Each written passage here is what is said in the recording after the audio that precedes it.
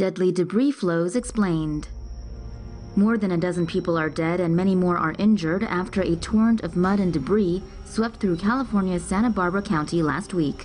This deadly and shockingly common occurrence is called a debris flow, though it's also commonly called a mudslide. Mountainous areas that have been ravaged by wildfire are often susceptible to debris flows. Fire kills vegetation and nutrients in the soil, creating a hydrophobic or water-repellent layer below the surface that increases runoff and soil erosion. During intense rainfall, water that would normally be absorbed into the ground instead saturates loose sediments, causing a river of mud to flow down the slope. Debris flows grow in size as they pick up boulders, trees, and other debris, and are powerful enough to uproot or destroy entire neighborhoods. Many of the deaths in Montecito reportedly occurred while most residents were asleep after heavy rain fell in a short period of time around 3:30 a.m. Here are more deadly flows. Sometimes your only option is to run.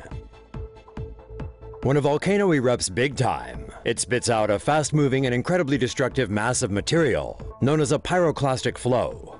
And according to the United States Geological Survey, if you ever find yourself in the path of one, you should run in the opposite direction and run fast. Pyroclastic flows are made up of a basal flow of volcanic ash, lava, rock, and gases, which move beneath a cloud of ash.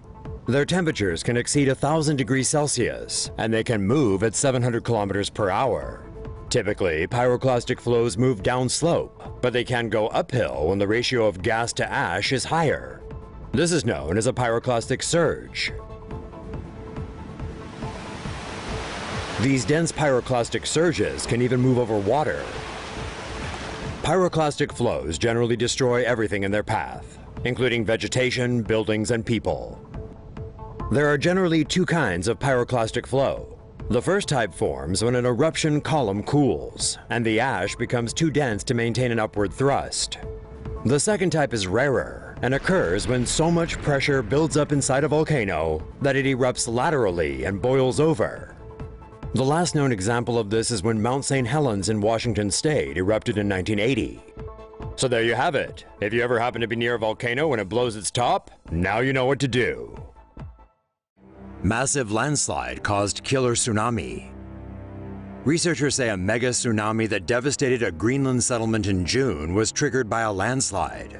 On the night of June 17th, a landslide hit Karat Fjord on Greenland's west coast. The landslide was so large, it produced a seismic signal that suggested a magnitude 4.1 earthquake. Large volumes of rock plunged 1,000 feet into the waters below, shattering a glacier and triggering a mega tsunami with waves over 90 meters high. The tsunami devastated a nearby fishing village, washing away 11 houses and leaving at least 4 people presumed dead. A team from the Georgia Institute of Technology visited the site to collect information and are aiming to produce a 3D reconstruction of the incident. Researchers also determined that another landslide in the fjord may be imminent, leading authorities to evacuate 3 villages in the region. Though the cause of the landslide has not been determined, experts say factors such as those brought about by climate change may increase their frequency. Landslide in East Java kills 2, dozens still missing. At least 2 people are confirmed dead and dozens more are missing after a landslide buried a village in East Java, Indonesia on April 1st. Heavy rain over several days caused a large sheet of rock and earth to dislodge and slide roughly 800 meters down the side of a mountain.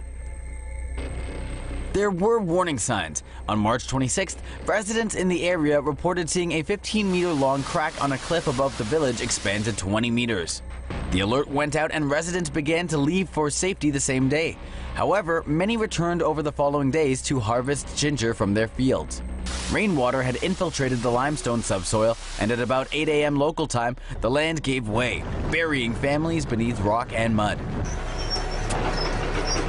7 excavators were sent in to clear the debris.